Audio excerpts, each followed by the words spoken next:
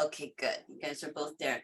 All right. Yes, we're talking about wealth. Okay. And that's a heavy topic because there's a lot to unravel there, but we want to start dissecting ways that we can start thinking differently about wealth and about really building generational wealth. So I'd like to welcome Isabel and Yoly. Welcome, guys. Thank you, Sandra. Thanks for having us. Yes. So before we begin, give us a 60-second intro, each one of you. Isabel, we'll start with you and then Yoly. Sure. So it's an honor to be here. My name's Isabel Halliday, and I actually work for JP Chase.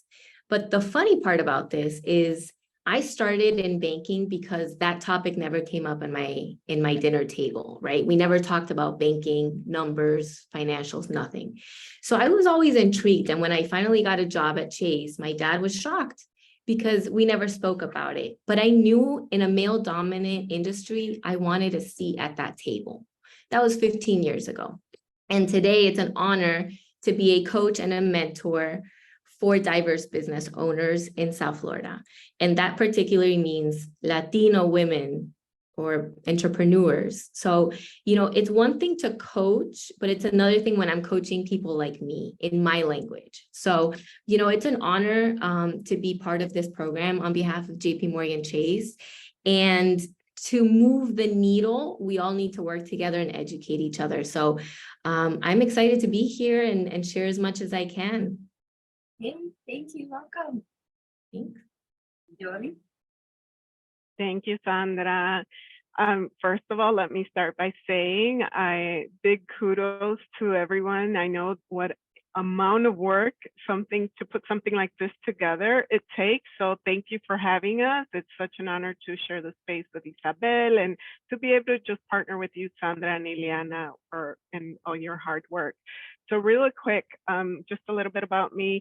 I come from, and now I'm gonna age myself, I come from 20 plus years of banking experience. I started my career in banking, but I am currently in commercial real estate. I had the opportunity to pivot in commercial real estate, managing the real estate portfolio for multiple banks. And so I'm really excited. Part of the work that I do is not only focused on financial wealth, but also on trying to raise awareness on the industries. The industry is very lucrative, and we don't have enough people that look like myself. I am a first generation student, a first generation investor, a first generation professional, and the list will go on. I am the first of many things in my family. And I wanna make sure that, my passion is driven to fill in that gap of that person that I didn't have growing up, right? Especially being the only girl in my family out of 6.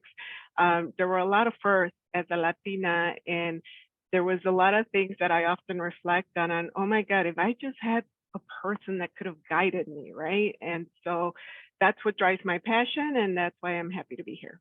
I love it. I love it. Thank you. And I'm sure a lot of people are feeling that way, right? If we just only knew what we didn't know, then we'd be in a different space right now.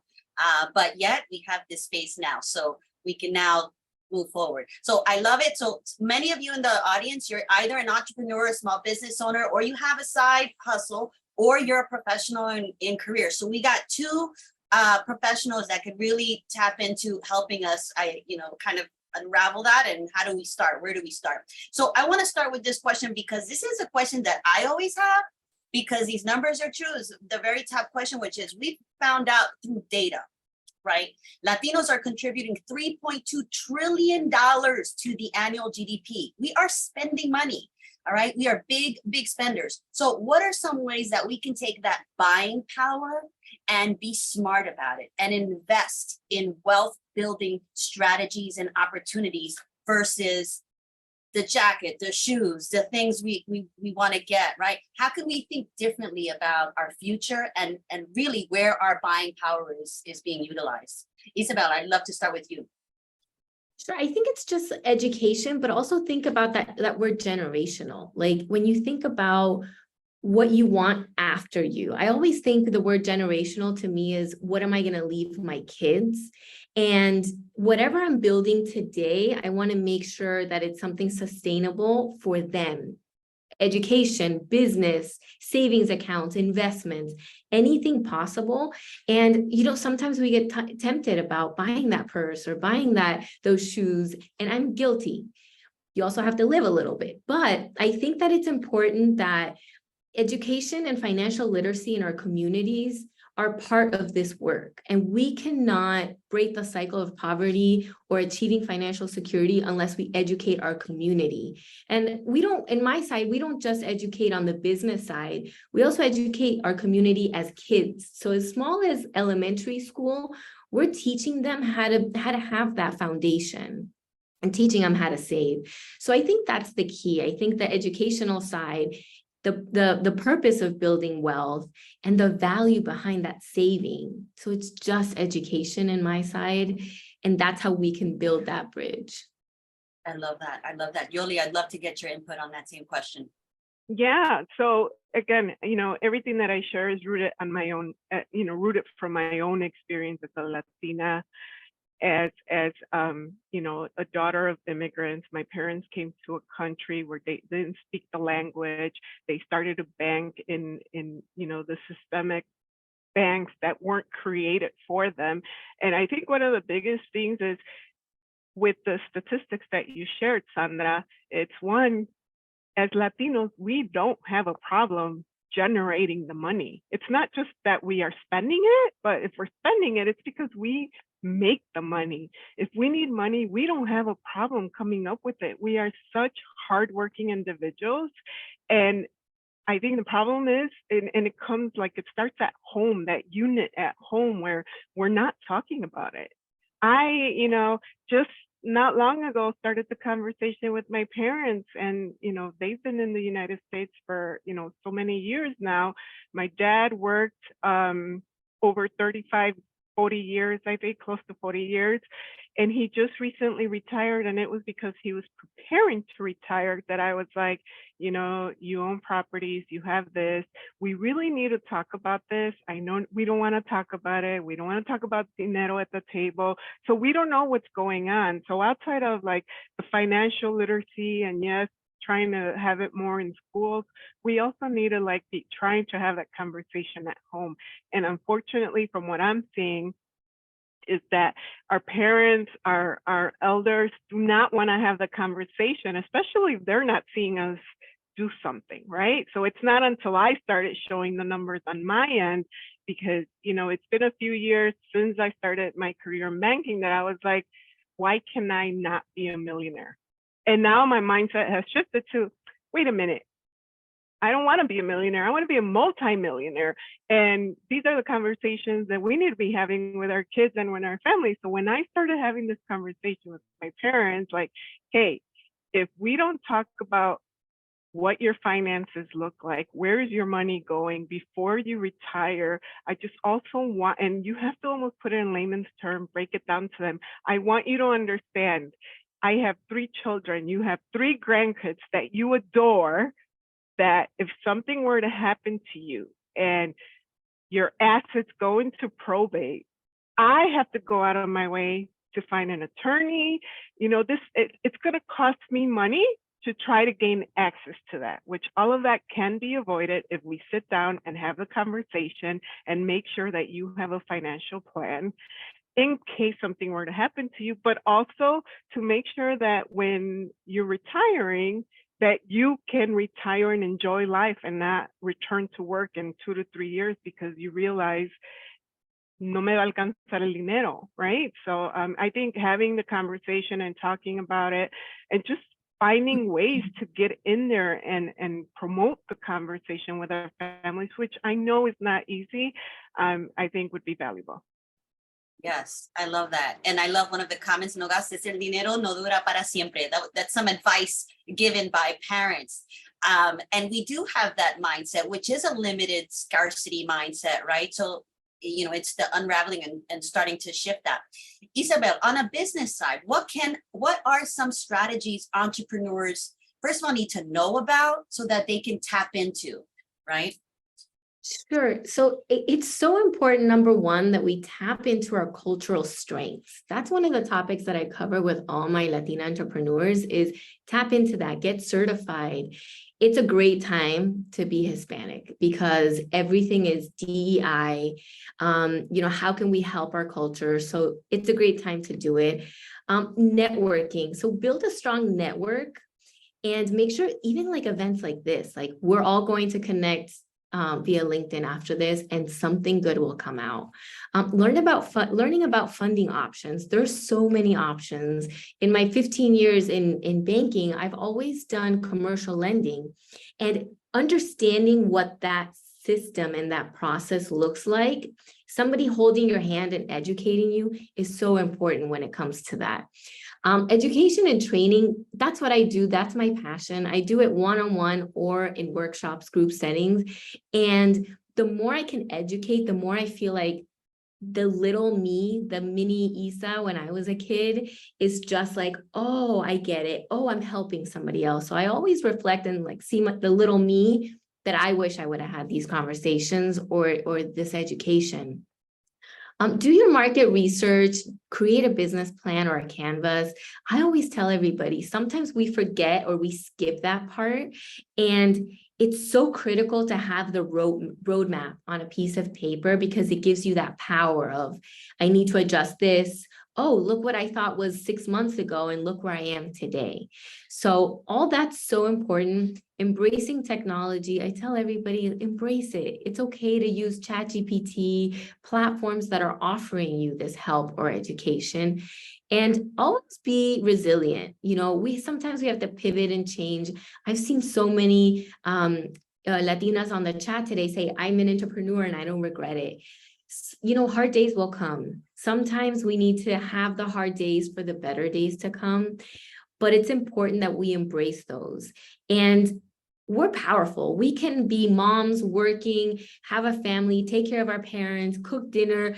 I mean, we can do it all. So if you need to have 2 or 3 sources of income, you will eventually get there and you'll see the benefits reap off from that, that resilience and making sure that your business and your foundation and the education will pay through. I love those strategies. Those are so important for us to always keep in top of mind. Yoly, would love to hear from your end. What are some strategies on the individual side? What is it that we don't know? What don't we know? And there was a conversation I was briefly having with you about my son, and he was asking me, what do I ask a financial professional? And I'm like, I don't know. Ask them, what is it that you don't know? You know what I mean? Like, we don't know what we don't know. And because of that, he's afraid to have the conversation because like, I don't want to look like stupid or anything. And I'm like, well, when do we get ourselves out of that so that we're not in that place anymore, right? There's a lot of people that just feel like, I don't want to ask those questions. I don't want to speak to a professional because I'm going to sound, inefficient. I'm going to sound like I don't know what how to handle my life. And this could be a 50-year-old woman or, it could be anyone. What do we need to know to ask? What are the questions we should start? How should we look at money when it comes to that? So my suggestion, I won't say advice because I it's all for educational purpose. And I want to see that disclaimer in the beginning because I know that it's all educational purposes. So the things that we say or funds or different things that we talk about, obviously every individual is unique and has their own story. But yes, absolutely. And I think you really hit the nail on the head. It's not one size fits all, right? It's very important that we understand what takes up our financial home. I always say, look at your financial plan like a house, right? Make sure that you have, what do you need before you start building your home? You need a foundation. Well, in our case, especially if you have dependents, your foundation would be life insurance plan.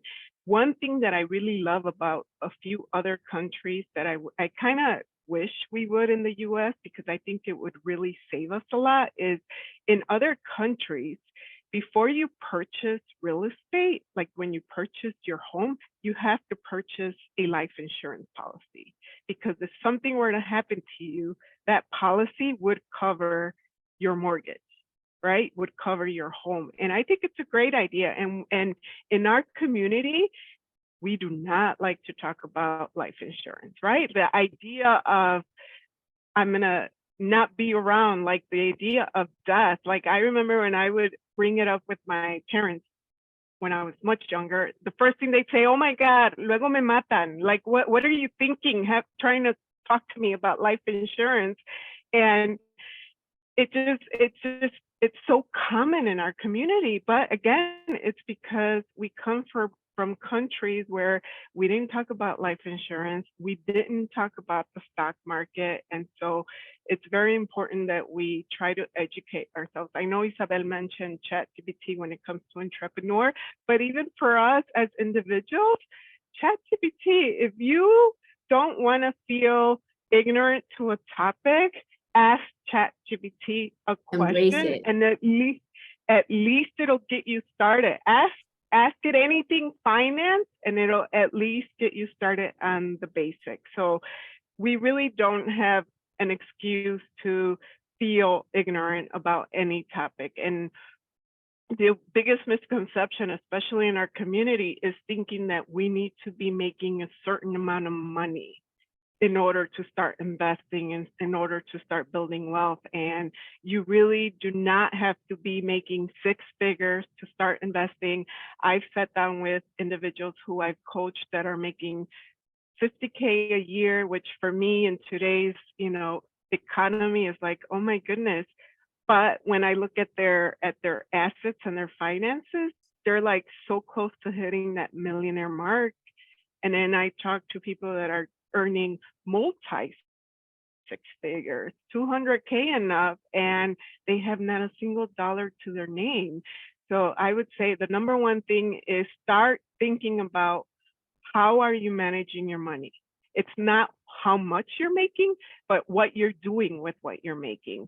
Once we pay all our cost of living, all right, once we take care of our expenses, our money should not just be sitting in a bank account, right? Earning 0.01% or whatever the interest rate is. There are so many products out there that we should be more aware of. And I'm happy to have that conversation, and I'm sure Isabel too, that allow you to grow your money. So I always say, if the money is in your standard checking savings account, is because you're gonna need it immediately in the near future. Outside of that, if you don't need it in the near future and you're sheltering it and you're trying to grow your money and save it for long term, then it better be making you money. It should be making you money. There are products out there where you can increase your rate of return, and I would say start there. Definitely start there. Think about your life insurance being the foundation of your home. Of course, then there's the debt management portion. There's making sure you have an emergency fund, and then increasing your general wealth by investing through whether it's Roth, employee sponsored 401k programs, and there's so many more. I mean, the list goes on. Yeah. And we want to know all of them. Index funds, stocks, what should we do? Like, we want to know all of them. And maybe we do a whole other thing that's really on wealth building with some real tangible strategies. Because the first time I heard the term index funds, I'm like, oh my God, how did I not know about this? And then when I actually went to the Building Nuestro Futuro event that Chase had, and they gave us that calculator where you can see if you put away X amount, how it compounds. And I'm like, oh my gosh, why we missed the boat for so long on this? Yeah. We really, hone in on these strategies. I know we're running on time, but Isabel, I want to know, when it comes to entrepreneurship, what is it? How does that play a role in wealth building strategies when you're an entrepreneur? So number one, I think the most important one, we always think about the dollar signs, but it's income potential. And I say potential because at the beginning, you may not see that, but it is income potential. Equity ownership. We all want equity in something. We all want that seat. We all want that equity, right? Asset creation, which is exactly what Yoly was talking about.